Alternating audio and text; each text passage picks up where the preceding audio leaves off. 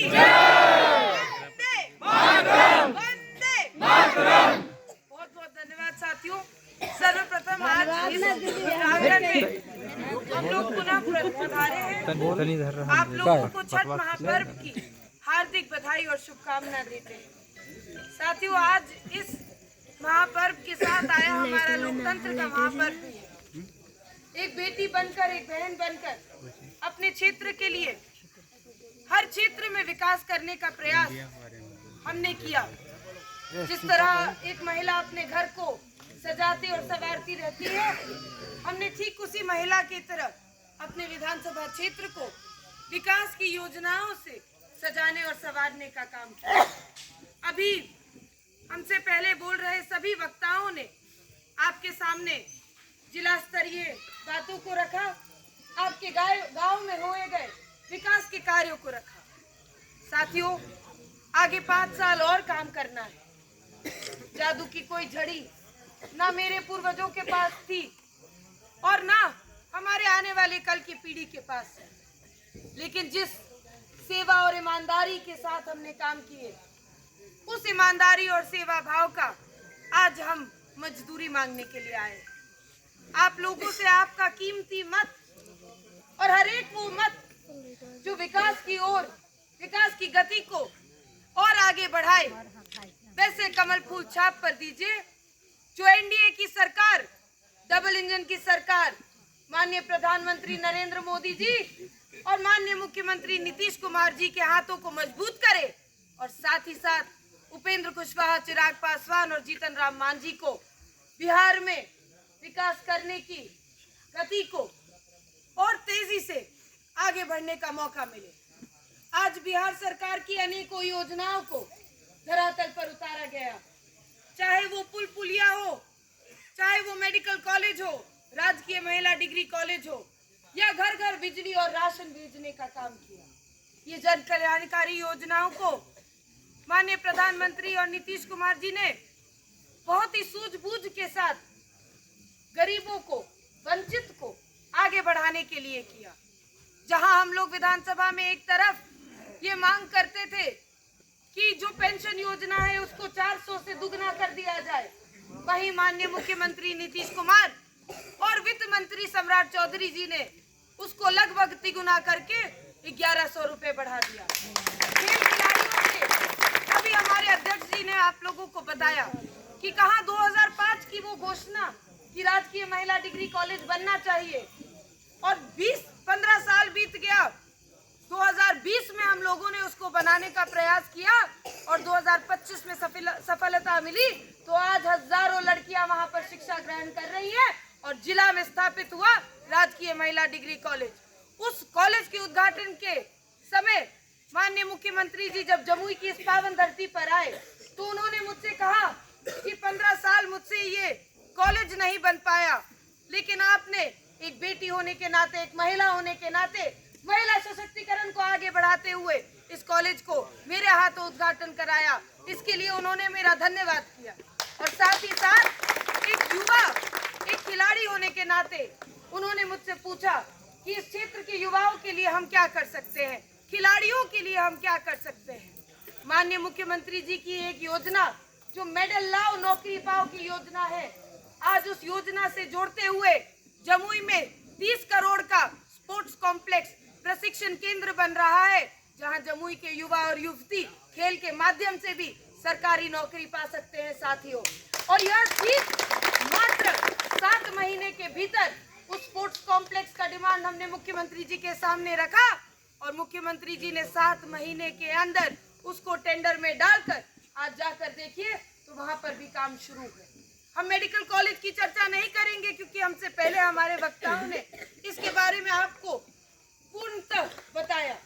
आज 5 लाख का स्वास्थ्य लाभ आयुष्मान कार्ड के माध्यम से हम लोगों को घर घर तक मिला, लेकिन उस कार्ड को लेकर हमें अपना घर, अपना जिला छोड़कर कभी देवघर, कभी चेन्नई, कभी दिल्ली, कभी पटना जाना पड़ता था। आज हमारे जिला और आपके बगल के पंचायत बेला में बन रहे मेडिकल कॉलेज में सुचारू स्वास्थ्य लाभ भी मिलेगा और जो बच्चे मेडिकल की पढ़ाई करना चाहते हैं वो उसी इंजीनियरिंग कॉलेज के तरह आज अपने घर, अपने जिला में रहकर मेडिकल की पढ़ाई भी कर सकते हैं।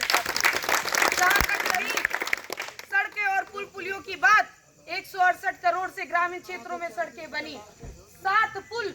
इतिहास का पन्ना पलट के देख लीजिए, कोई भी विधायक हमसे पहले नहीं आया जिसने 7 पुल अपने 5 साल के कार्यकाल में बनाने का काम किया। आज हमने 3 पुलों को धरातल पर उतार के और 4 पुल जो आज कार्य चालू है उससे बेहतर कनेक्टिविटी अपने ग्रामीण क्षेत्रों को देने का काम किया। आपका यह गांव बहुत सुंदर और बहुत ही सुचारू तरीके से मेन रोड पर है, लेकिन कुछ गांव जमुई विधानसभा में ऐसे थे जो जब नदियों में पानी रहता था तो टापू के रूप में वंचित हो जाते थे और मुख्य धारा से कट जाते थे। उनको मुख्य धारा से जोड़ने का काम हमने किया साथियों, और ये माना कि the first step to development is road infrastructure. इसी के साथ साथ साथियों, एक बेटी बनकर हर सुख हर दुख में हम अपने परिवारजनों के साथ खड़े रहे। और आज जब नामांकन की प्रक्रिया कंप्लीट कर गई है, पूरी कर ली गई है, तो इस जमुई की बेटी के सामने, इस एक लौती जमुई की बेटी के सामने 11 पुरुषों ने नामांकन किया है।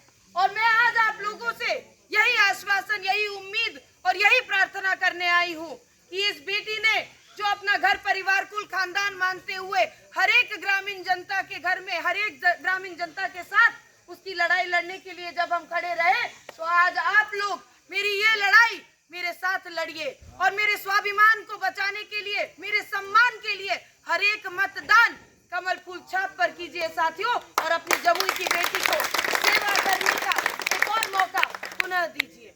इन्हीं शब्दों के साथ, रात बहुत हो रही है, आप लोगों का ये स्नेह और यह आशीर्वाद निश्चित रूप से आने वाले 5 साल मुझे वो शक्ति प्रदान करेगा कि मैं दुगनी लगन के साथ आपकी हर वो लड़ाई लड़ सकूं, और चाहे वो आपके गांव में नाला निर्माण की बात हो या आज इस आंगन में लाइट लगाने की बात हो, इन सभी कार्यों को भी जल्द से जल्द पूर्ण कर पाऊं।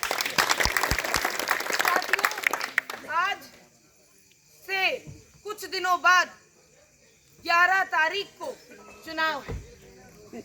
जुमलेबाजी और झूठ की राजनीति करने वाले वैसे लोग नए नए चेहरे, नया नया रंग और नया नया छाप लेकर आपके बीच आएंगे। उनकी बातों से दिग्भ्रमित नहीं होना है। हम दादा दिग्विजय सिंह की बेटी हैं और उन्होंने अपनी बात एक भाषण में हमेशा कहते थे कि हम लाख बार चुनाव हार जाएंगे लेकिन जात के नाम पर वोट नहीं मांगेंगे। साथियों, हम वोट मांगेंगे तो अपने किए गए विकास के कार्यों पर वोट मांगेंगे। हम वोट मांगेंगे तो एक बेटी के नाम पर मांगेंगे। हम एक वोट मांगेंगे तो सेवा भाव और ईमानदारी के लिए वोट मांगेंगे साथियों। इसीलिए आज आने वाला कोई भी व्यक्ति अगर जात पात की बात करता है तो उसे नकार दीजिएगा, उसे कह दीजिएगा कि आज से जमुई में जिस तरह से सिर्फ और सिर्फ विकास के मुद्दों को राजनीतिक मुद्दा बनाया गया है, उसी विकास के मुद्दे के साथ आज भी आप डट कर खड़े रहिएगा। इस नए चेहरे और नए रंगों से कहीं जुमलेबाजी की राजनीति में आप ना आ जाएं। माननीय मुख्यमंत्री जी ने जीविका दीदी के स्वरोजगार के लिए 10,000 रुपए भेजने का काम किया, तो कहते हैं कि आज 10,000 रुपए भेजा जा रहा है, पहले क्यों नहीं दिया गया?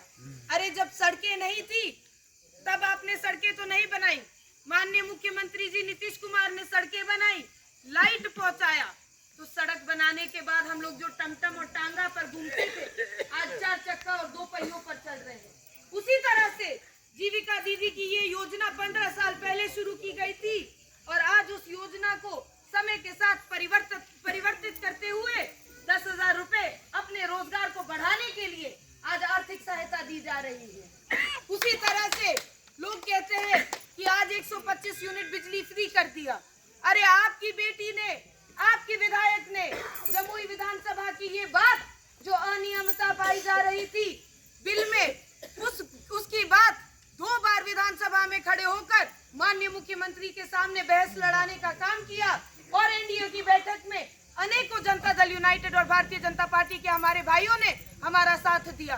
तो आज जहां लालटेन डुलाते थे वहां पर बिजली की व्यवस्था की गई। बिजली की व्यवस्था के बाद बिजली का मीटर लगा। जब बिजली के मीटर में अनियमितता पाई गई तब जाकर बिजली फ्री करने का निर्णय लिया गया। साथियों, बिहार की अर्थव्यवस्था को पहले बिहार की अर्थव्यवस्था को पहले सुधारने का काम किया।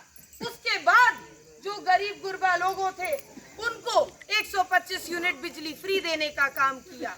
और यही बात ये विपक्ष के लोग जो मुद्दा उठाते हैं, अगर आएंगे आपके पास, वैसे तो ये जन सैलाब देखकर मुझे पूरा उम्मीद है कि विपक्ष का कोई भी नेता आपके गांव में कदम रखने की हिम्मत नहीं करेगा, लेकिन यदि आते हैं तो उनसे जरूर पूछिएगा कि 17 महीने के लिए आपके पास भी ये कुर्सी थी, ये सियासत थी आपके पास भी 17 महीने के लिए, तो तब आपने जीविका दीदी के लिए आर्थिक मदद क्यों नहीं की?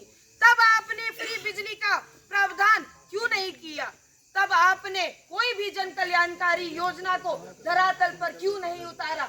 आज मुख्यमंत्री जी के ऊपर जो लोग उंगली उठाते हैं, उस उंगली को नकार दीजिए साथियों। और डबल इंजन की सरकार जो माननीय प्रधानमंत्री नरेंद्र मोदी जी और माननीय मुख्यमंत्री नीतीश कुमार के नेतृत्व में बिहार को आगे बढ़ा रही है, बिहार में विकास कर रही है, उस विकास की राजनीति में अपना सहयोग कीजिए, अपना साथ दीजिए।